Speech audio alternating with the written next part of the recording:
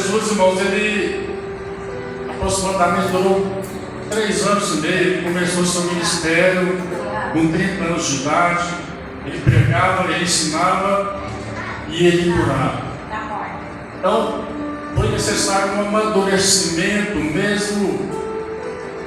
Depois que Jesus ele foi colocado na cruz do Calvário, aí ele fez com que os seus discípulos aprendessem um pouquinho dele. Assim como eu e você ainda estamos num corpo de pecado, mas eu e você estamos caminhando a caminho da perfeição, ainda aprendendo de Jesus que é manso e humilde de coração, para que possamos,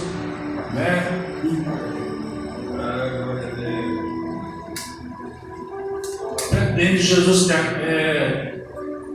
vou até falar o versículo: vinde a mim, todos vós que estáis cansados e oprimidos, e eu vos aliviarei. Tomai sobre vós o meu jugo e aprendei de mim, que eu sou manso e humilde de coração, e encontrarei descanso para nossas almas. É por isso que eu e você temos descanso encontrado em Jesus Cristo. Agora o segredo, irmão, é nos considerar pequeno, assim como o Gideão. Se você pega um recipiente pequeno e o grande, o pequeno se enche primeiro que o grande, mas os pequenos é que são lembrados por Deus. Ele pega um Simão e faz verão Pedro. Ele muda, ele pega um Saulo e transforma num Paulo, um perseguidor do povo de Deus. Depois passou a ser perseguido, mas foi um grande missionário e levou a palavra de Deus por vários e vários lugares.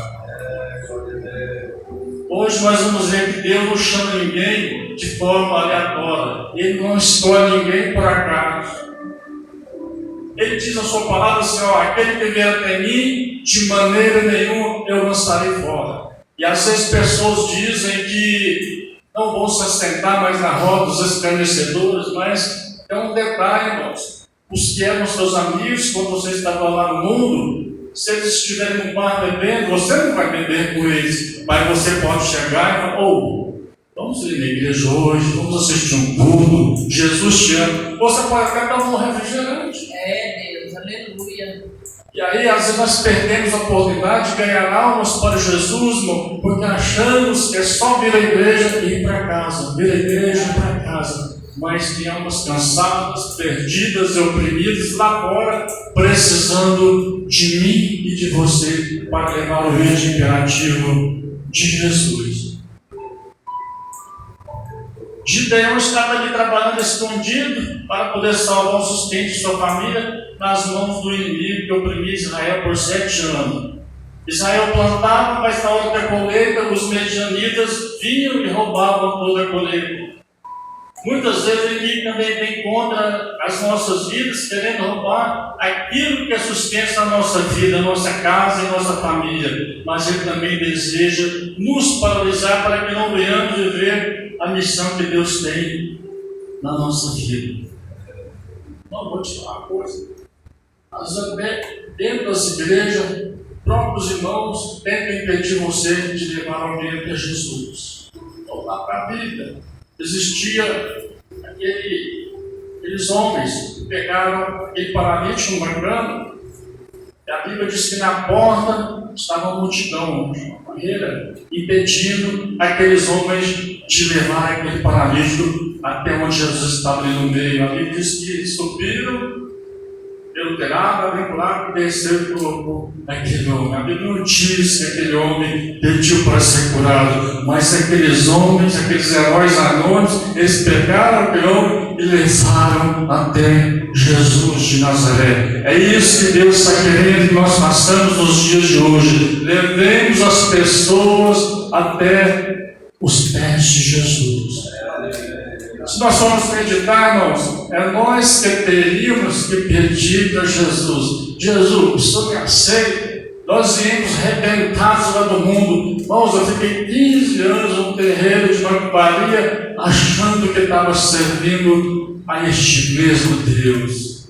Eu falava dos crentes por ver outras pessoas falarem, mas um dia, a minha filha, irmão Pedro conhece, bem novinha, aí ela pegou sarampo, foi para o médico, contraiu outras coisas lá, e ela ficou carne e osso, levava para medicina, nem sangue, era mais era água, e eles mandavam dar sopa, dar isso, dar sopa, dar nada. Um dia, Deus, eu não era crente, eu me embriaguei, desesperado. Eu não sei se existe aquele hospital ali ainda, o Hospital Dom Bosco ali na João Pinheiro. Tinha ali até pouco tempo.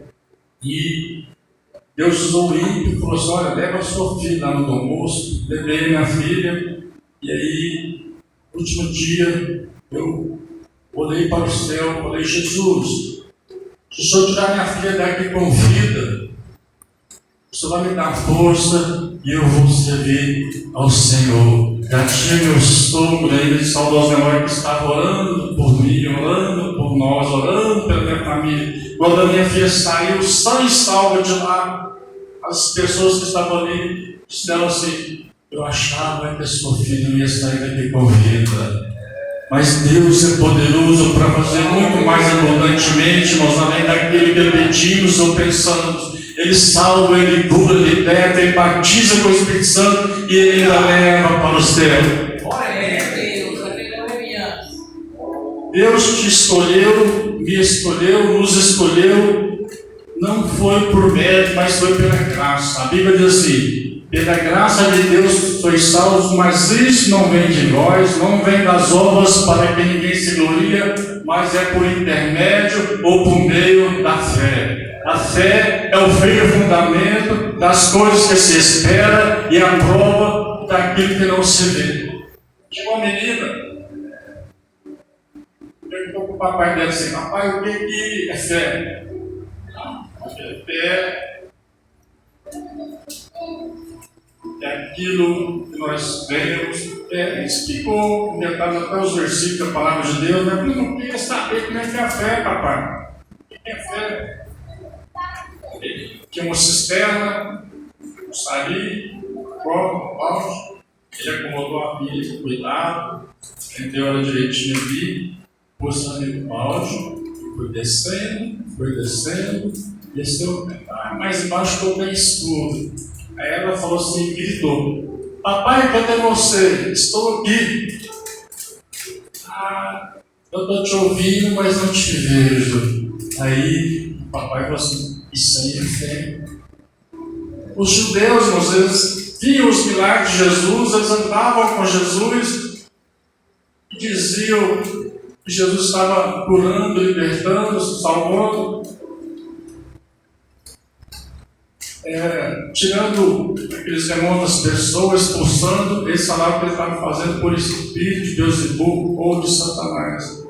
Mas nós não andamos por vista, nós andamos por fé. A fé que é o firme fundamento das coisas que se espera e a prova daquilo que não se vê. Bom, tudo que nós precisamos está aqui nesta palavra. Toda escritura divinamente inspirada, proveitosa para ensinar, para redarguir, para corrigir, para instruir em justiça, para que o povo de Deus seja perfeito e perfeitamente instruído para toda boa obra. Tudo que nós precisamos está aqui nesta palavra. Por isso que nós devemos continuar lendo esta palavra que é viva, que é eficaz, que é penetrante, que é como espada de dois gumes. Ela penetra até a divisão da alma, das juntas e medulas. Ela também é apta para discernir as intenções do coração e pensamento. Aleluia. Só tem um mistério dentro disso que eu falei, que até hoje eu acho que ninguém sabe,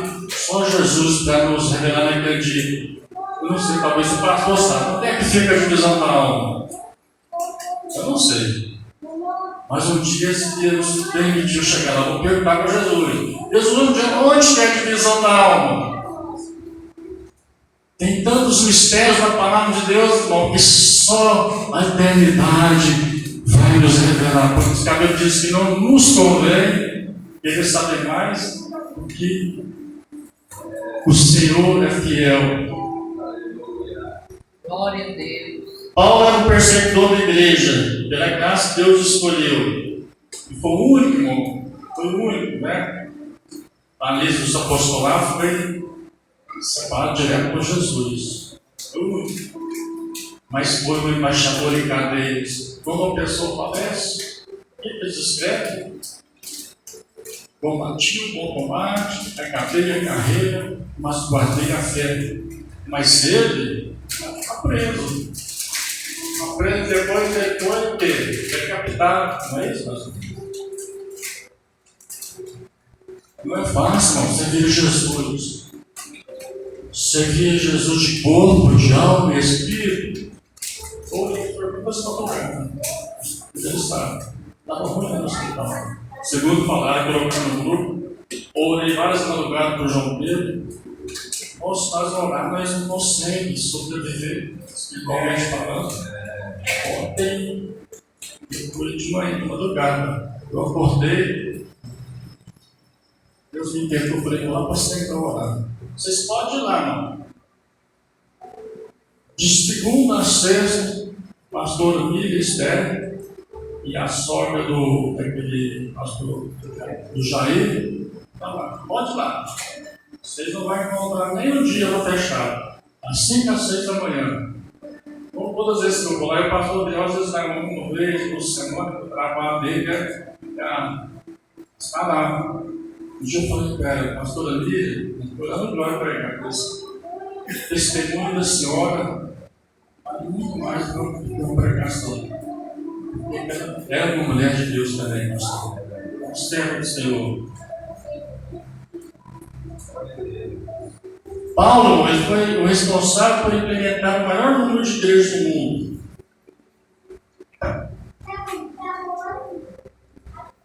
Ele queria acabar com a igreja, olha que contraste, mas acabou se tornando o maior implantador de igrejas do mundo. O próprio apóstolo Paulo vai reconhecer que ele não merecia estar nessa posição, mas que pela graça Deus o escolheu. Lá em 1 Coríntios, capítulo 15, versículo 9 e 10, diz assim: porque eu sou o menor dos apóstolos, e não sou digno de ser chamado apóstolo, pois que eu persegui a igreja de Deus, mas pela graça de Deus sou o que sou, e a sua graça para comigo não foi vã. Antes trabalhei muito mais do que todos eles, todavia, não eu, mas a graça de Deus está comigo. O apóstolo Paulo diz assim, que se ele fosse um evangelista, é porque Deus escolheu. Pois se fosse baseado em méritos, ele não era para ter sido nem a última opção de Deus. A Bíblia diz também que Paulo, ele era salvo, ele consentiu ali na matança de Estevão foi apedrejado. Depois, no caminho de Damasco, ele teve um encontro com o Senhor. Quando alguém persegue a igreja de Deus, ou alguém serve ao Senhor, está perseguindo ao próprio Jesus. Eu já fui perseguido, sou perseguido, mas porém, o que a Bíblia nos orienta? Orai por aqueles que vos perseguem, mas quem toma conta, quem faz justiça é Deus. Não precisa que nós fazemos nada, porque se nós fizermos o contrário, estaremos errando, segundo a palavra de Deus. Olha que Davi também não tinha aparência, era o menor, mas pela graça Deus escolheu Davi. Olha que Davi foi ungido, mas demorou um período de aproximadamente 10 anos para que ele se tornasse rei, ali oficialmente, subisse para o trono.